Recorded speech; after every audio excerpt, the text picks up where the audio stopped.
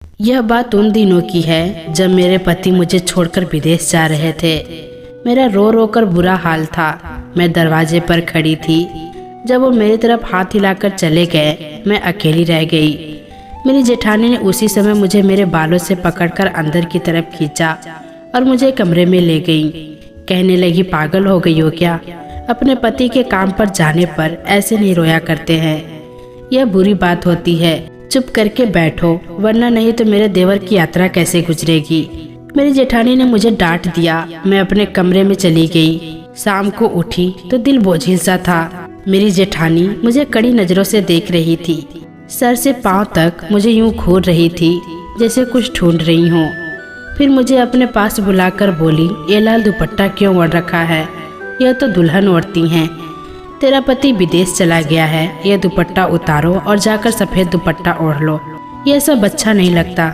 तेरा पति विदेश में है तो तू किसके लिए तैयार होगी? जेठानी की ऐसी बात सुनकर मेरा दिल परेशान हो गया। मेरा पति विदेश ही तो गया था, मैं विधवा तो नहीं हुई थी। मगर जेठानी की जिद की वजह से मुझे उनकी बात माननी पड़ी। मैं अपने कमरे में गई और अलमारी से सफेद रंग का दुपट्टा निकालकर ओढ़ लिया। मुझे यह रंग बिल्कुल भी पसंद नहीं था। बस अपने पति की जिद पर एक कभी कभी सफेद रंग पहन लेती थी, मगर आज मुझे हमेशा के लिए पहनना पड़ रहा था। दुपट्टा ओढ़कर मेरा दिल इस कदर उदास हुआ कि मैं अपने कमरे में ही लेट गई। तभी मेरी जेठानी मुझे आवाज़ देने लगी। मैं तो भूल ही गई थी कि घर का सारा काम भी मेरे सर पर ही था। अगले दिन की रात तक मैं बहुत थक चुकी थी। मैंने दिल में सोच लिया कि अब मैं यहाँ नहीं रहूँगी। भला जब पति ही घर पर नहीं है तो मेरे ससुराल में रहने की क्या ज़रूरत है? मैं लेटी लेटी सोचती रही। जब उठी तो सर में बहुत तेज दर्द था और मैं सर पकड़कर बैठ गई। जेठानी पूछने लगी, क्या हुआ है? मैंने कहा कि मेरे सिर में बहुत तेज दर्द है और बुखार भी है। दिल बोझिल सा हो रहा था। मैं अपने मायके जाना चाहती हूँ। दरअसल ये एक बहाना था जिसकी वजह से मुझे अपनी जेठानी से छुटकारा लेके जाना था, मगर उन्हें तो जैसे किसी की परवाह ही नहीं थी। उन्होंने मुझे कहा, अरे मामूली सा बुखार है, शाम तक उतर जाएगा। अगर नहीं उतरा तो फिर मैं तुझे डॉक्टर के पास ले जाऊंगी। जेठानी ने मुझे तसल्ली दी, मगर मैंने कहा, भाभी मुझे अपने मायके जाना है। मैं अपने मम्मी पापा से मिलना चाहती हूँ, दिल का बोझ भी हल्का हो जाएगा। उन्होंने कहा कि क्यों भाई, तेरे दिल पर कौन सा बोझ है? हम भी तो अपने पति से 2-2 साल दूर रहते थे। मेरी जेठानी जैसे मुझसे अपने गम का बदला ले रही थी। मैं परेशान खड़ी थी। उन्होंने मेरा हाथ पकड़ा और मुझे चारपाई पर बैठने को कहा। मैं बैठी तो जेठानी ने मुझसे कहा कि मैं यहाँ से एक कदम भी ना हिलूं। मैं वहीं बैठ गई। मेरी जेठानी अंदर से एक काले रंग की बोतल लेकर आई और फिर मुझे चारपाई पर लेटने को कहा। मैंने दिल में सोचा, अब न जाने कौन सा वैद्य का इलाज शुरू होने वाला है। मेरी जेठानी ने बोतल से थोड़ा सा तेल निकाला और मेरे सर पर लगाने लगी। तेल अजीब सा था। मेरे सिर में बहुत जलन हो रही थी। सिर के बालों में जैसे किसी ने तेजाब डाल दिया हो। जेठानी ने मेरा सर दबाना शुरू कर दिया, साथ ही सिर की मालिश भी शुरू कर दी। उन्होंने कहा, अब तुम्हें आराम हो जाएगा। यह ऐसा तेल है जिसे 7 दिन लगातार लगाने से ही तबीयत बेहतर हो जाती है। मेरे घर में पहले यही इस्तेमाल होता था, बल्कि हमारी जेठानी भी हमें यही लगाया करती थी। अब मैं बेबस होकर बैठ गई। बहाना तो कर लिया था, मगर मैं बुरी तरह फंस गई थी। इस कड़वे तेल से मालिश करवाना मुझे बहुत बुरा लग रहा था। खैर, आधे घंटे के बाद जेठानी ने मालिश करके मेरा सिर छोड़ दिया। तभी दरवाजे पर किसी की दस्तक हुई। मैंने दरवाजा खोला तो सामने एक औरत खड़ी थी। ये मेरी जेठानी से रोजाना मिलने आती थी। उसे देखते ही मेरी जेठानी खुश हो गई और बोली, आज मैं तेरा इंतजार कर रही थी। देखो, मेरी बहू के सिर में बहुत तेज दर्द हो रहा था। मैंने इसकी मालिश की तो यह ठीक हो गई है। मैं अंदर कमरे में चली गई। थोड़ी देर के बाद मैं उस औरत के लिए चाय बनाकर लाई। मेरा दिल भारी हो रहा था। चाय पीने से भी जैसे उल्टी आ रही थी। मैं अपने कमरे में जाकर लेट गई और जल्द ही मुझे नींद आ गई। रात के 9 बजे मेरी आँख खुली तो देखा कि मेरी जेठानी ने खाना बनाकर तैयार कर लिया था। मुझे प्यार से जगाया और कहने लगी, आजा खाना खा ले। मैंने खाना तो खाया, मगर मेरे मुंह का स्वाद तब तक बदल चुका था। इस तेल ने तो मेरी तबीयत भी बहुत खराब कर दी थी। मैंने खाना तो खा लिया, लेकिन हैरत मुझे तब हुई जब मेरी जेठानी ने मुझे कहा जाकर अपने कमरे में सो जा। हालांकि ऐसा नहीं होता था। वो मुझे इस वक्त अपने पाँव दबाने को कहती थी, मगर आज मेरी जेठानी का व्यवहार मेरे समझ में नहीं आ रहा था। फिर मैं अपने कमरे में जाकर सो गई। मुझे इस तरह नींद आई जैसे किसी ने मुझे नशा पिला दिया हो। सुबह तक मैं सोती रही, मुझे अपना होश भी नहीं रहा। सुबह उठी तो मेरा सर भारी था, मुझे चला भी नहीं जा रहा था। मैंने अपनी जेठानी से कहा, भाभी आपने तो मुझे तेल सही करने के लिए लगाया था, मगर इस तेल ने तो मेरी हालत और खराब कर दी है, मुझे चला भी नहीं जा रहा है। जेठानी ने हंसकर कहा, अरे 7 दिन के बाद यह तेल असर करेगा, अभी तो तेरी तबीयत इससे खराब ही होगी, क्योंकि इस तेल की वजह से शुरू में ऐसा ही होता है। जेठानी की बात से मुझे थोड़ा सुकून मिला, मगर मुझे अजीब सा लग रहा था। अगली रात में भी मेरी तबीयत ऐसे ही खराब हो गई, तो मैंने सोचा इससे छुटकारा पाने का सही तरीका है कि मैं अपनी जेठानी की तेल वाली बोतल ही छुपा दूं। फिर मैंने ऐसा ही किया। शाम को मेरी जेठानी अपने किसी काम से बाहर गई, तो मैंने वो तेल की बोतल लेकर अलमारी के पीछे छुपा दी और सोचा कि अगर ज़्यादा हंगामा करेंगी तो उन्हें बता दूंगी। अब मुझसे बर्दाश्त नहीं होती थी ये रोज रोज की परेशानी। खैर मैंने तेल तो छुपा दिया, मगर जेठानी ने आकर रात को जब तेल ढूंढना शुरू किया तो तेल कहाँ गुम हो गया है। मैंने भी ऐसा नाटक किया जैसे मैं नहीं जानती हूँ। तब जेठानी ने इतना शोर मचाया कि सारा घर सर पर उठा लिया। उस वक्त मुझे अजीब सा लगा था, भला जेठानी को मेरे सर में दर्द से इतनी दिक्कत क्यों हो रही थी। अगर मेरी जेठानी का व्यवहार पहले से ही ऐसा होता तो मैं इस बात को मान सकती थी, लेकिन मैं जो इरादा किए बैठी थी कि अलमारी के पीछे से तेल की बोतल निकाल दूंगी, अब मैंने अपना इरादा बदल लिया, क्योंकि मुझे सारी रात नींद आती थी और सुबह जब उठती थी तो बोझल सी रहती थी। भला ऐसे इलाज की क्या जरूरत थी जिसकी वजह से मेरी तबीयत भी खराब हो जाती। उसी दिन रात को सोने के लिए मैं अपने कमरे में गई तो जेठानी ने मेरे कमरे का दरवाजा बाहर से बंद कर दिया, बल्कि उसे ताला लगा दिया। मुझे बहुत हैरत हुई। आज मुझे नींद नहीं आ रही थी, क्योंकि आज उस कड़वे तेल की मालिश नहीं हो पाई थी। थोड़ी देर गुजरी कि मुझे बाहर से कुछ लोगों की आवाज आने लगी। आवाज बहुत ही धीमी थी। मैंने अपने कमरे का पंखा बंद किया और उन आवाजों को ध्यान से सुनने लगी। कुछ घसीटने की भी आवाज आ रही थी, बल्कि 2-4 आदमी भी साथ में थे। मेरी जेठानी न जाने उनको क्या कह रही थी। पूरे घर में अंधेरा था। मैंने भी अपने कमरे की लाइट बंद कर रखी थी। फिर मैंने देखा 2 आदमी हल्की सी रोशनी में हमारे आंगन के बाहर वाले दरवाजे से जा रहे हैं। पहले मैंने सोचा कि जरूर मेरी जेठानी का कोई रिश्तेदार होगा, लेकिन रिश्तेदार होता तो यूँ चोरी छुपे आकर मिलने की जरूरत क्या थी। सामने भी तो आ सकता था, यानी दिन के समय, लेकिन यह रात को ही क्यों आया। अब तो मेरा शक और भी पक्का हो गया। सुबह उठी तो मैं बिल्कुल भी फ्रेश नहीं थी।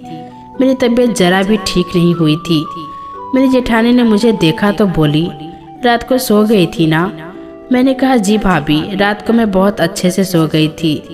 फिर उन्होंने कहा, लेकिन मैं जानती हूँ अभी भी तेरी तबीयत खराब रहेगी। मैं आज ही तुझे उस औरत के पास लेकर चलूंगी जो वो तेल देती है। तुम तो जानती हो उसमें कितनी माहिर है। उससे हर तरह की औरत दवा ले जाती हैं, चाहे वो बीमार हो या तंदुरुस्त। मेरी जेठानी ने मुझे समझाया, मगर मैं जानती थी वो औरत एक मामूली सी वैद्य थी, इसीलिए मेरा उसके पास जाने का कोई इरादा नहीं था। मैंने कहा, नहीं भाभी, अब मैं बिल्कुल ठीक हूँ, कोई जरूरत नहीं है वो कड़वा तेल लाने की। उन्होंने कहा, अरे तुझे क्या पता है कि तू ठीक है या नहीं। मैं तेरा पूरा पक्का इलाज करवाऊंगी, तू फिक्र ना कर। शाम को तैयार रहना। जेठानी की बात सुनकर मैंने सर पकड़ लिया और मुझे जेठानी के बात पर गुस्सा आ गया। मैंने कहा, मुझे इलाज नहीं करवाना, ऊपर वाले के लिए मेरा पीछा छोड़ दो। तभी जेठानी बोली, मेरे साथ जुबान न चला, वरना तेरे पति को विदेश में बता दूंगी। मेरी कोई भी बात नहीं मानती है, बस यही मेरी एक कमजोरी थी जिसका मेरी जेठानी फायदा उठाती थी। शाम को मैं तैयार हो गई और हम उस औरत के पास पहुंच गए। कुछ लोग कहते थे यह एक अच्छी वैद्य है, मगर सच तो यह था कि वो औरत ज्यादातर नशीली और गंदी दवाइयाँ बेचती थी। मुझे उनकी दवाइयों पर बिल्कुल भी यकीन नहीं था। भाभी ने उनके सामने मेरा परेशानी बताई और कहने लगी, मुझे वही तेल दो जो तुमने पिछली बार दिया था। जेठानी की बात सुनकर उसने कुछ समय सोचा और फिर एक लड़की को आवाज दी जो उसी तरह की तेल लेकर मेरे जेठानी के पास आ गई। जेठानी ने तेल ली और उस औरत का धन्यवाद किया और फिर मुझे घर लेकर आ गई। घर आकर वो बड़ी खुश लग रही थी। मुझे सब कुछ बहुत बुरा लग रहा था। मैंने भी अपने दिल में ठान ली, आज कुछ भी हो जाए मैं अपनी जेठानी को तेल अपने सिर में नहीं लगाने दूंगी। मैंने भी सरसों के तेल में काला रंग मिला दिया और उस बोतल का तेल नाली में बहा दिया और जेठानी को कुछ पता भी नहीं चला कि मैंने बोतल से तेल बदल दिया है। रात को उन्होंने मुझे अपने पास बुलाया और मेरे सिर की मालिश करने लगी। जब मालिश पूरी हुई तो मुझे थपथपाते हुए बोली, जाकर कमरे में सो जा, 7 दिन में तेरी तबीयत बेहतर हो जाएगी।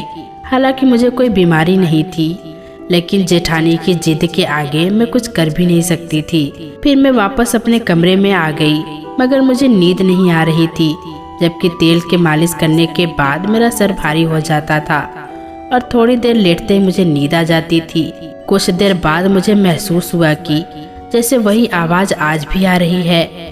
आज मेरा दरवाजा अंदर से बंद था, क्योंकि मेरी जेठानी तो सोच रही थी कि मैं सो गई हूँ, इसीलिए मेरे कमरे का दरवाजा बाहर से बंद नहीं किया था। जब आवाज और भी ज्यादा बढ़ गई तो मैंने उठकर दरवाजा खोला और अपने कमरे से बाहर आ गई। देखा तो यह आवाज मेरी जेठानी के कमरे से आ रही थी। मैं उस तरफ गई तो मुझे यह देखकर हैरत हुई कि 2 लड़के मेरे जेठानी के कमरे में बैठे थे और वो उन्हें मेरे दहेज का बर्तन और दूसरी चीजें थमा रही थी। लड़कों ने अपने चेहरे छुपा रखे थे, तो क्या वो मेरे दहेज का सामान? यह सोचते ही मुझे चक्कर आने लगे। मैंने आगे बढ़कर अपनी जेठानी का सामना किया और कहा कि कौन है ये और ये मेरे दहेज के बर्तन इन्हें क्यों दे रही हैं? मुझे देखते ही मेरी जेठानी बौखला गई। तू यहाँ कैसे? तुझे कहा था ना कि तू जा सो जा। उन्होंने उल्टा अपनी गलती छुपाते हुए मुझसे कहा। मैंने कहा, भाभी मैं सो नहीं सकती, मैंने जो पूछा है मुझे उसका जवाब दो। उन्होंने गुस्से से कहा कि तू होती कौन है मुझसे पूछने वाली?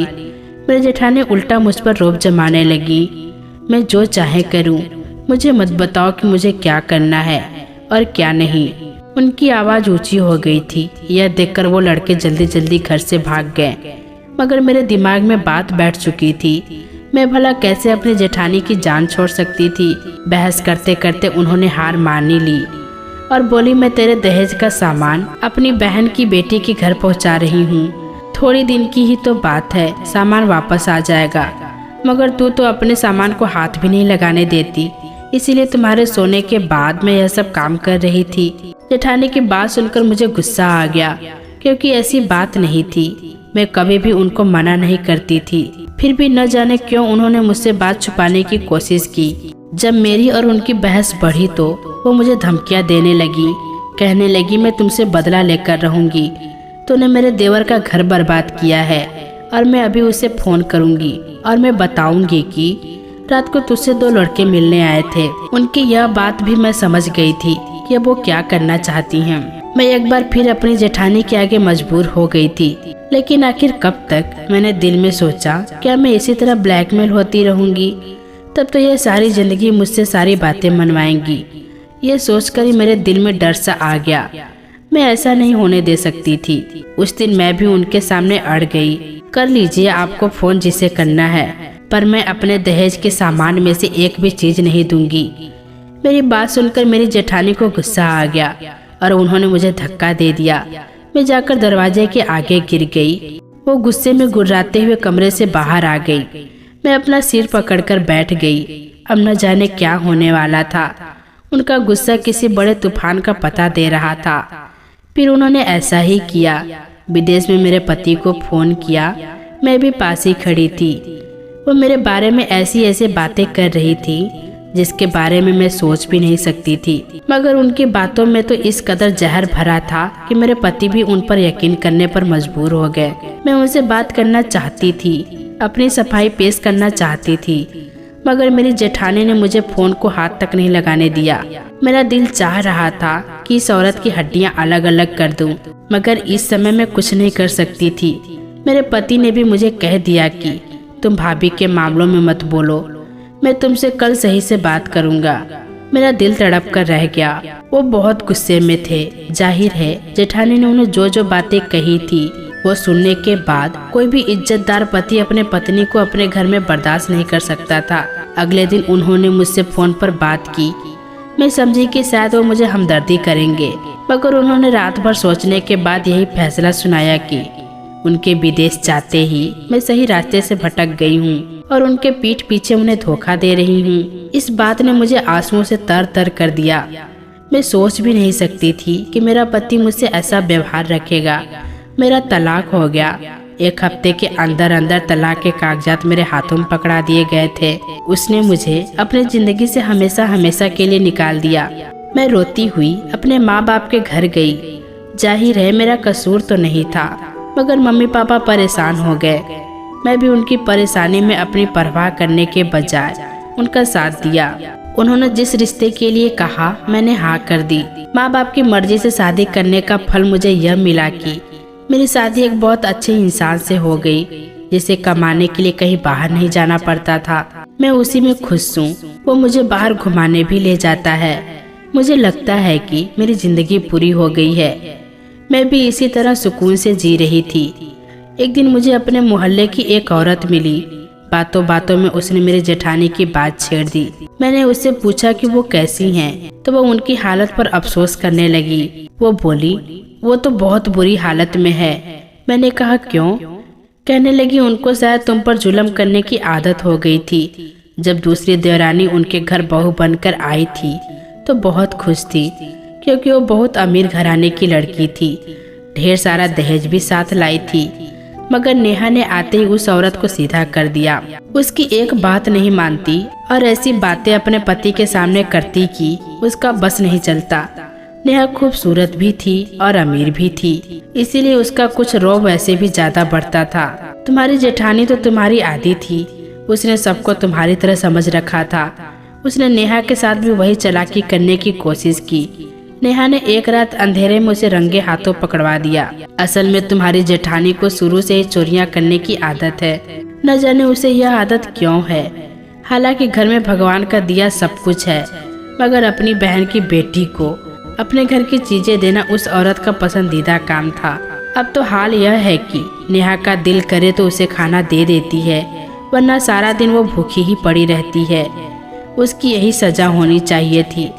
मैं जानती हूँ उसने तुम्हारे साथ बहुत बुरा किया है, लेकिन मैं अपने जेठानी का हाल सुनकर खुश तो नहीं हुई, क्योंकि किसी को तकलीफ में देखकर खुश होना एक घटिया इंसान की निशानी है। मगर सच तो यह है कि इंसान को अपने कर्मों की सजा मिलकर ही रहती है।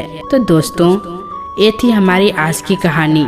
उम्मीद करती हूँ कि कहानी आपको पसंद आई होगी। अगर पसंद आई है तो कमेंट बॉक्स में ज़रूर बताइएगा। फिर मिलेंगे दोस्तों अगली वीडियो के साथ। तब तक के लिए अपना ख्याल रखना।